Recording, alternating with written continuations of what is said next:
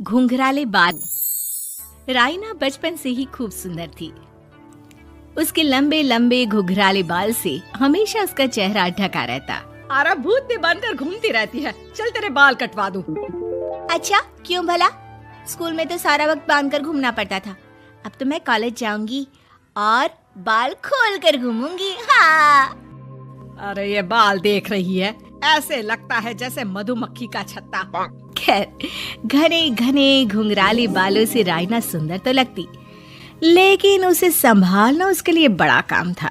माँ, अरे माँ, शैम्पू खत्म हो गया है। इस बार वो वाला लाना ना, जो घुंघराले बालों को और बाउंसी बनाता है। माँ ले आना, हाँ जरूर से। कल मेरा कॉलेज का पहला दिन है, मैं चाहती हूँ सब मुझे देखकर जले। अगले दिन राइना कॉलेज पहुँचती है, जहाँ एक लड़का उसे छेड़ते हुए कहता है, अरे लगता है चाउमीन में सोया सॉस कुछ ज्यादा ही गिर गया। अरे मुझे तो चेहरा दिख ही नहीं रहा। लड़कियां भी राइना का मजाक उड़ाती है। अरे यार, ये कंगना की कॉपी करके कौन आया है? लोकल कंगना और कौन? राइना को सभी पर गुस्सा आता है, लेकिन वो कुछ नहीं कहती। स्कूल में तो बाल बंधे ही रहते थे, लेकिन कॉलेज में राइना एक लड़की से कहती है, हाय, मेरा नाम राइना है, मुझे आर्ट्स डिपार्टमेंट में जाना है।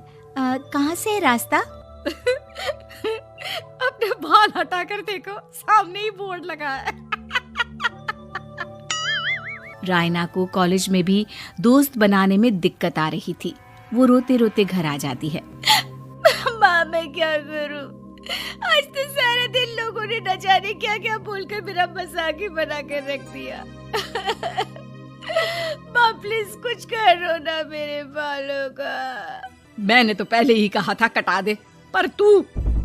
अरे कटाने से क्या होगा, उल्टा जो थोड़े बांध कर ये इन्हें समेट सकती है ना, वो भी नहीं कर पाएगी। तो क्या मेरी कोई दोस्त नहीं बनेगी कॉलेज में, या मैं हमेशा लोगों के मजाक का ही शिकार होती रहूंगी? राइना जोर जोर से रोने लगती है।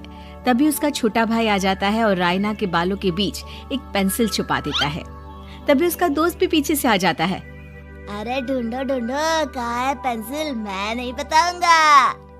दोस्त काफी कोशिश करता है, लेकिन उसे पेंसिल नहीं मिलती। वो वहाँ से चला जाता है। थैंक्स दी, आज आपके बालों ने तो मुझे बचा ही लिया। अच्छा, बहुत दिनों के बाद बालों को लेकर कुछ अच्छा सुनने को मिला। मुझे भी पहले लगता था कि मेरे बाल सबसे सुंदर है, लेकिन अब पता चला। अरे क्या पता चला, क्या हो गया? देख, किसी भी चीज के ना दो पहलू होते हैं। या तो तुम बालों से ही लोगों का मन जीतो, या फिर रोती रहो। अब ऐसे घने बाल तो तुम्हें भगवान ने दिए हैं। राइना को पिता की बात समझ में आ जाती है। वो सोच लेती है कि जिन बालों के कारण वो कॉलेज में एक भी दोस्त नहीं बना पा रही है, उन्हीं बालों से वो दोस्तों की लाइन लगवा देगी। अगले दिन कॉलेज में डेस्क में राइना बालों को आगे कर लेती है और लोगों को लगता है कि राइना का चेहरा पीछे है, लेकिन राइना घने घुंघराले बालों को हटाकर हंसने लगती है। देखा मेरे बालों का कमाल, इससे मेरा चेहरा भी नहीं दिखता और मैं चलती क्लास में सो भी सकती हूँ। सभी राइना को देखकर हंसने लगते हैं। क्लास में परीक्षा चल रही होती है, तो राइना अपने बालों में चीटिंग के पेपर छुपा छुपा कर आसपास के बच्चों की मदद भी कर देती है, जिसके बाद से तो राइना क्लास की हीरोइन बन जाती है। वाह राइना, तेरे बाल तो बहुत कमाल के हैं। मैं तो इन्हीं के कारण पास हो गई। और पता है, मैं तो अपने काम का सामान राइना के बालों के बीच में ही फंसा देती हूँ। जैसे जैसे काम होता है वैसे वैसे इस्तेमाल करती हूँ। अब तो क्लास में हर कोई राइना के साथ बैठने की जिद करता। राइना में इसे लेकर घमंड आ जाता है। उसे लगता है कि वही क्लास की सबसे डिमांडिंग लड़की है। फिर एक दिन, मैं इस कॉलेज में नई नई आई हूँ, क्या आप मेरी दोस्त बनेंगी? मैं?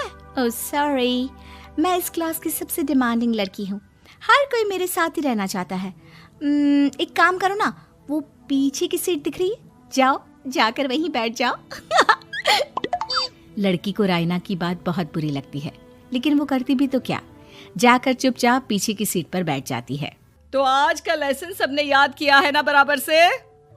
जितनी भी चीटिंग करने वाली लड़कियां थी, वो राइना के पीछे जाकर बैठ जाती है और जोर से चिल्लाती है, जी मैम, सब कुछ याद है, कहीं से भी पूछ लो, हम तो मास्टर हैं मास्टर। क्यों? ये बोलकर वो रायना के कंधे पर हाथ रख देती हैं। रायना भी खुश होती है कि कॉलेज की सबसे स्मार्ट लड़कियों का ग्रुप उसका दोस्त है। पीछे बैठी वो लड़की देखती है कि कैसे मैडम के सवाल लड़कियां रायना के सर को देखकर दे रही है।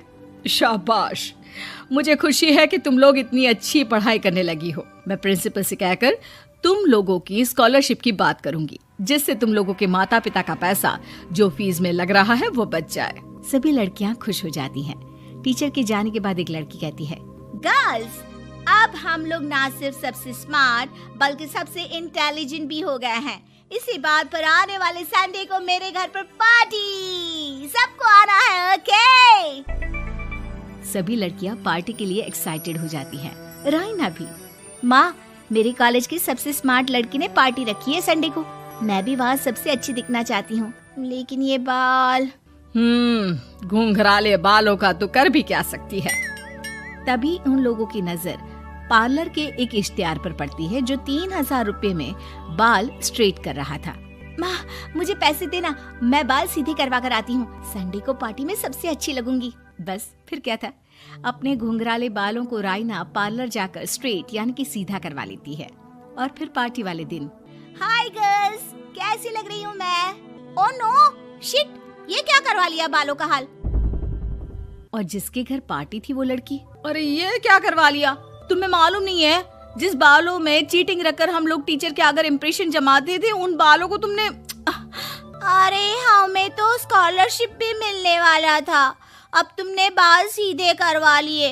अब तुम हम लोगों के लिए किसी काम की नहीं हो। अरे लेकिन हम दोस्त तो है ना, क्या मैं अच्छी नहीं लग रही हूँ? हमें तेरे अच्छे और बुरे लगने की कोई जरूरत नहीं है।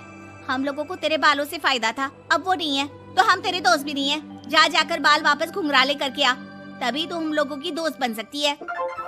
रायना रोते रोते घर आती है और माँ को सारी बात बता देती है। माँ, ला पैसे दे, मैं बाजार जाकर बाल ठीक करा के आती हूँ।